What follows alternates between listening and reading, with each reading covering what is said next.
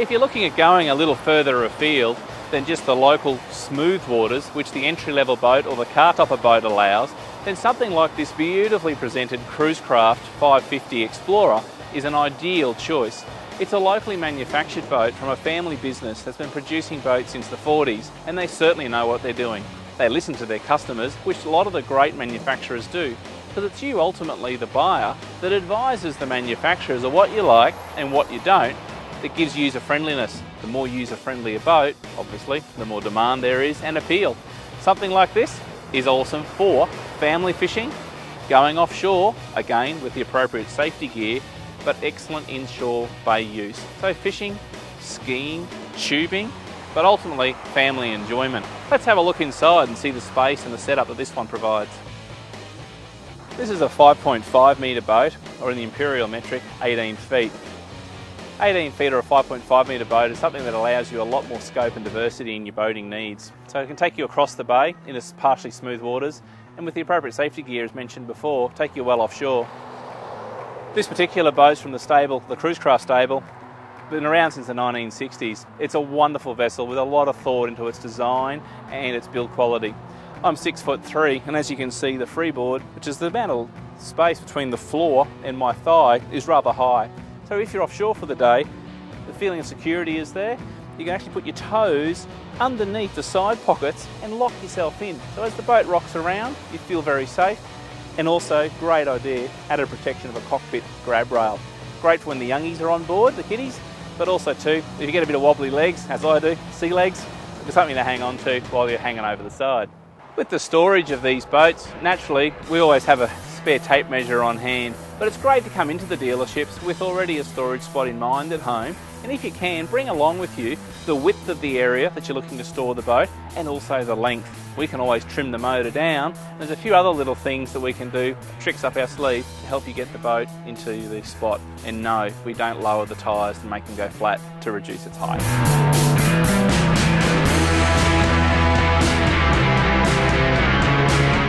It may be a finer point to address, but the Department of Transport in Queensland actually have guidelines on the placement of the registration label on your trailer and also on your hull. And it's vital to make sure you comply with this because it is a finable offence. The registration label needs to be put on the left-hand side of the trailer, somewhere towards the front. So in this location here, this is 100% fine. However, if it was on the rear of the mudguard or on the right-hand side, this is not the location where it needs to be. So it needs to be somewhere in this location on the left-hand side. Again, this might be seen as a minor detail to most, but it's a finable offence, $150 on the spot fine, if your registration characters on the side of the boat are non-compliant. What's compliant? Well, Queensland Transport define as 200mm high characters, not 175, not 150. The height of the characters need to be a minimum of 200 mils. If they can't also be easily read at the distance of 30 metres, they'll also fine you for that. So in this fine, crazy world, it's really important to ensure that your characters are a minimum of 200 mil high, and if one's damaged or broken, really important to fix it straight away, because it's something that they will chase you down on.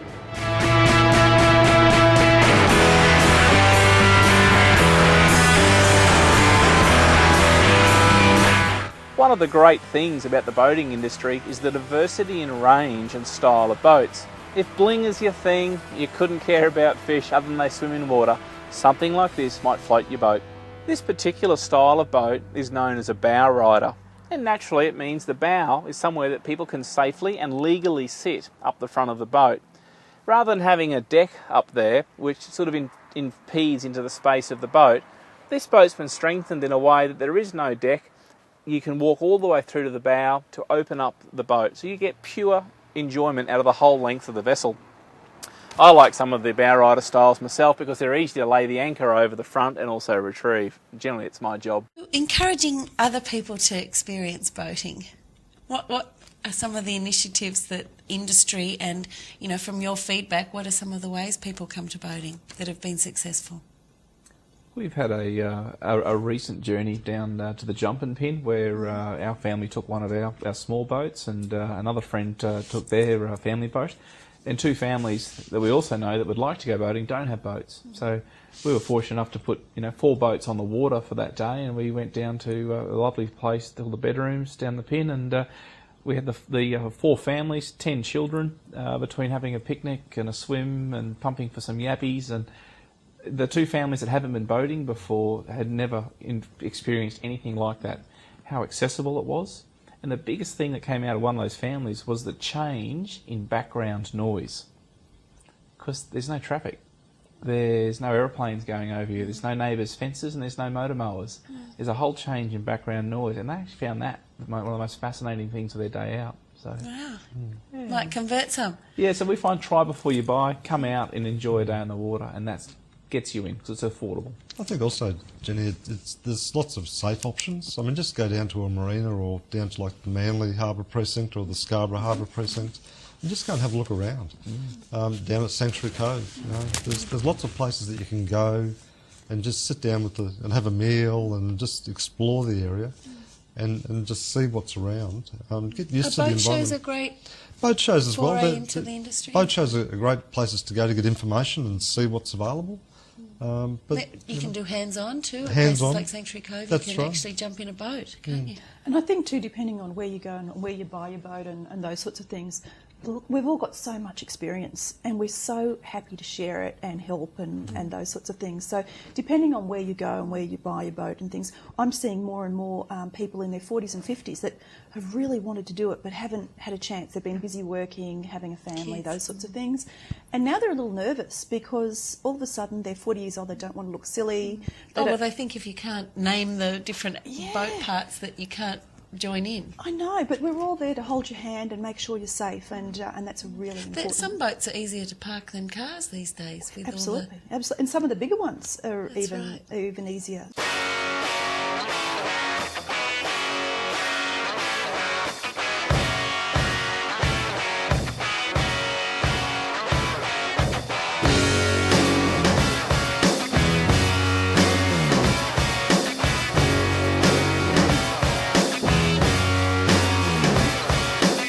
Welcome to the Haynes Group. I'm John Haynes, the CEO of the Haynes Group. We're a Brisbane-based company, have been in Brisbane for 50 years, a 50-year-old boat building company.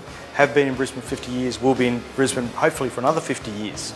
You're at our Wacol premises at the moment, and we'd like to take you for a bit of a tour around the factory, and I'll introduce you to Martin, who is our marketing manager, who will gladly show you around what we do here at the Haynes Group.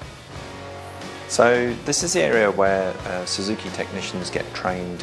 We run training schools many times through the year. Dealers will come to us from Australia, New Zealand, all over the South Pacific to be trained by our experts and technicians here.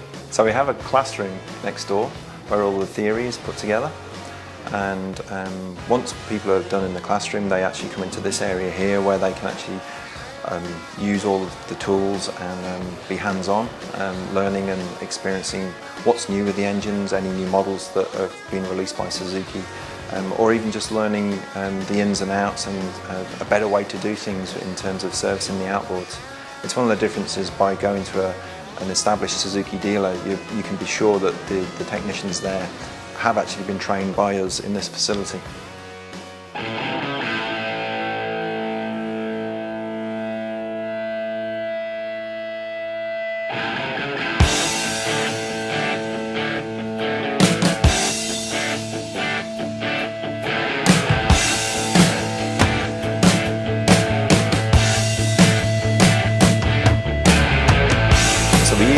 Prefix vinyl, and prefix vinyl is probably one of the best vinyls that you can get in terms of upholstery for boats.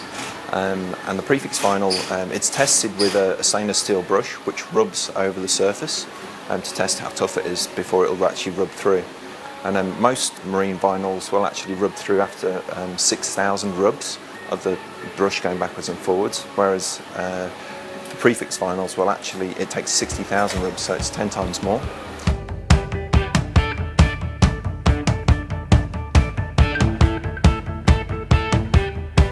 What we do, with every new boat that comes in, we know exactly what wood needs to be in there, and there's obviously lots of different pieces, obviously for the transom and for the stringers and really, as I said, to reinforce all those different areas and make it incredibly strong.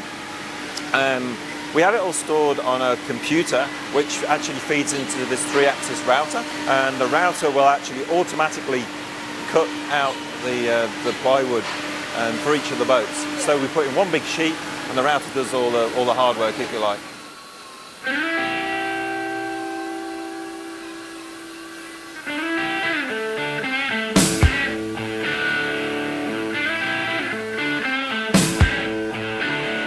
There's a lot of honour goes into the old boat builders as well. There's a lot of old families, and if someone has realised something has been, we call it flopped. If something has been flopped, the mould will actually generally be crushed by the owner of it. They'll run a forklift over it and destroy it. It's an honour thing. This is the traditional open moulded process. It starts as just an open mould, then we build up the layers. We use several different layers of fiberglass. Different types as well. We have a knitted fabric where all the fiberglass is sewn together. We have your traditional chop strand. We have just layers of matting as well, which are obviously rolled on. You can see the guys in the background doing that. And then you can either have a liner inside of the hull, which is a fiberglass liner. So imagine this upside down but put in the hull, which gives you all the flooring and the space for tanks and everything. Or like this boat, you can have the inside of the boat built up with wood. So this is the gel coat actually. So you can see that this boat's been sprayed. This is before any of the fiberglass has gone in. So you can see the strakes in the design, and that channels the water. It gives it a good ride. And this is the example of how a mould looks before it's sprayed with gel coat. It's always like a contrasting colour, like a red or a green or something like that. And then it's sprayed with whatever colour. So this is obviously white.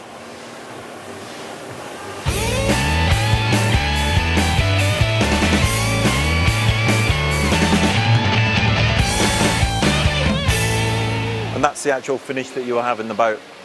So it's all been, the wood is put in place to give it the structure. It's then fiberglass to give it all the resistance, obviously, and give it the finish. And then flow coated.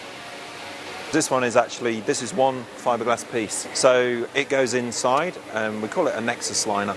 And that has certain benefits. Obviously, one piece, it's got the same benefits as it's extremely strong. You can also do more intricate fixings and things like that.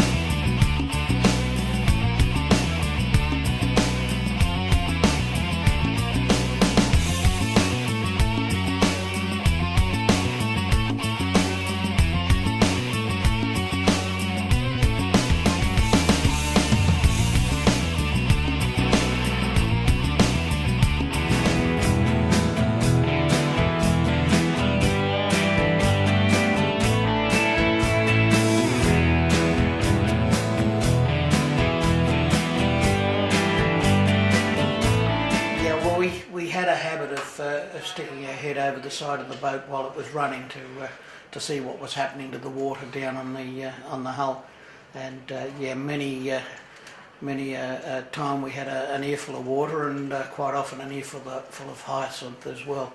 The business was started by my late brother John back in the early 60s. He started into fiberglass as a pastime, and I was still at school at the time, and I joined him when I left school. From that point, we eventually purchased the rights to produce the boats off QPS, and then went into a steep learning curve, trying to find out what made boats tick.